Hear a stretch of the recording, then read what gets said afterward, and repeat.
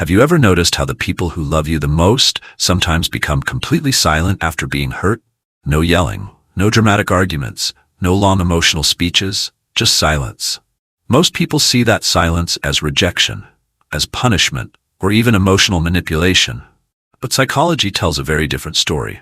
Sometimes silence isn't a weapon, it's survival. Behind a quiet face, the mind can be working harder than anyone realizes. Thoughts race, memories replay. Every sentence gets examined before it ever reaches the lips. While everyone else is waiting for an answer, that person is simply trying to hold themselves together. If you've ever shut down during conflict, or if someone you care about always disappears emotionally after being hurt, this video may completely change how you see those moments. Because silence is rarely empty. It's often where the deepest emotional battles take place. Many people believe speaking is always a choice, but our nervous system doesn't always ask for permission. When emotional pain becomes overwhelming, the brain shifts into protection mode. Some people argue, some walk away, others simply freeze. Words disappear, not because they don't care, but because their mind temporarily loses the ability to organize overwhelming emotion into language. Imagine trying to explain your feelings while every alarm inside your body is ringing at once. Your heart feels heavy. Your thoughts move too fast. Nothing comes out correctly. So instead, you say nothing. To the outside world, that silence looks cold. Inside, it feels like surviving a storm. This pattern usually doesn't appear overnight. For many people, it begins much earlier than they realize. Maybe they grew up in a home where expressing sadness led to criticism. Maybe anger was punished. Maybe every vulnerable moment was ignored. Over time, the brain quietly learned one painful lesson. Being open is dangerous. Staying quiet feels safer. Others develop the same habit after relationships where every honest conversation became another argument. Every word was twisted. Every feeling was questioned. Eventually, the nervous system reaches its own conclusion. Silence hurts less than speaking. Then there are people whose brains naturally process emotions internally. They don't understand themselves by talking. They understand themselves by thinking. When emotions become too intense, they need distance before they can find the right words. Their silence isn't avoidance. It's preparation. Understanding this changes everything. Instead of asking, "Why won't you talk?" a better question becomes, "What is your nervous system trying to protect right now?" That single shift replaces judgment with curiosity. And sometimes, curiosity is the first step back toward connection. One of the biggest misunderstandings about quiet people is believing that nothing is happening inside them. The opposite is usually true.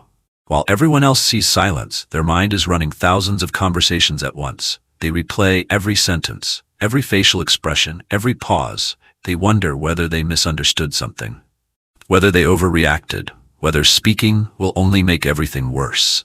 Their brain isn't avoiding the problem. It's trying to solve it without creating a bigger one. Ironically, this endless analysis often makes speaking even harder.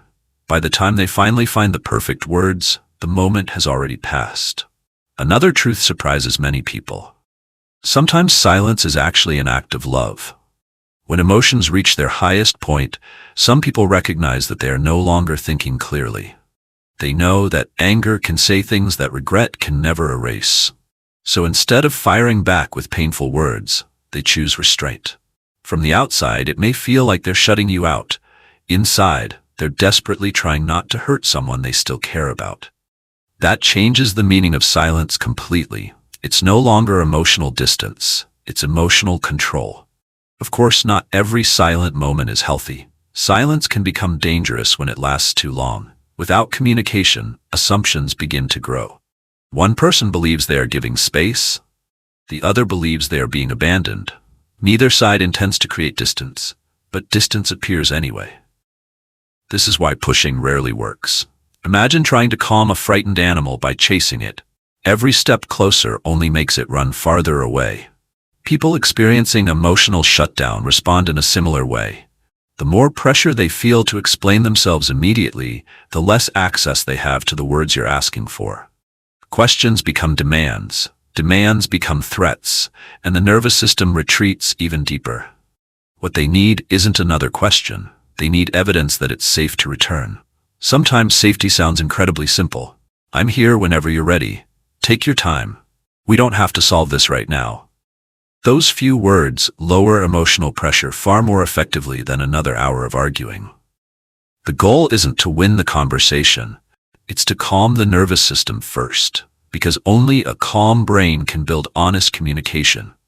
And once safety returns, something remarkable often happens. The same person who couldn't say a single word suddenly begins speaking with surprising clarity, not because they finally found an excuse, because they finally found enough emotional safety to be honest. If you're someone who becomes quiet when you're hurt, there's something important you deserve to hear. You are not emotionally weak, you are not broken, and you are not impossible to love. Your nervous system simply processes pain differently. But even healthy silence needs a bridge back to connection. The people who care about you cannot see what is happening inside your mind. They don't know whether you need space, whether you're angry, or whether you're quietly giving up on the relationship. That's why one simple sentence can change everything. Instead of disappearing completely, try saying something like this: I need a little time to calm down. I want to talk about this, but I can't do it right now. Those few words create reassurance without forcing you to speak before you're ready. You still protect your emotional space, but you also protect the relationship. And if you love someone who always goes quiet, remember this: don't mistake silence for indifference. Don't assume they don't care. Very often, the people who feel the deepest emotions are the ones who struggle the most to express them in the heat of the moment. Instead of demanding immediate answers, become a source of emotional safety. Give them room without making them feel abandoned. Let them know you're still there, not waiting to judge them, not waiting to win the argument, simply waiting to understand. Because understanding doesn't begin when someone starts talking. It begins when they finally feel safe enough to speak. Over time, those small moments of safety slowly reshape the relationship. Trust grows, defenses become softer, conversations become easier, and silence gradually changes from a place of fear into a place of peace. Perhaps that's the greatest lesson hidden inside emotional silence. The loudest person in the room isn't always the one feeling the most. Sometimes the deepest pain never raises its voice. It simply waits for someone patient enough to hear what words cannot yet explain. So the next time someone you love goes quiet, pause before assuming the worst. Ask yourself one question: what if this silence isn't pushing me away, but asking me to stay with compassion instead? That single shift in perspective has the power to change not only one difficult conversation, but an entire relationship. If today's video helped you understand yourself or someone you care about, share your experience in the comments below. Your story may help another person feel less alone. And if you enjoy exploring the hidden patterns of human psychology, be sure to subscribe and join us for more videos like this. Until next time, take care of yourself, and take care of the people whose quiet hearts are still learning how to be heard.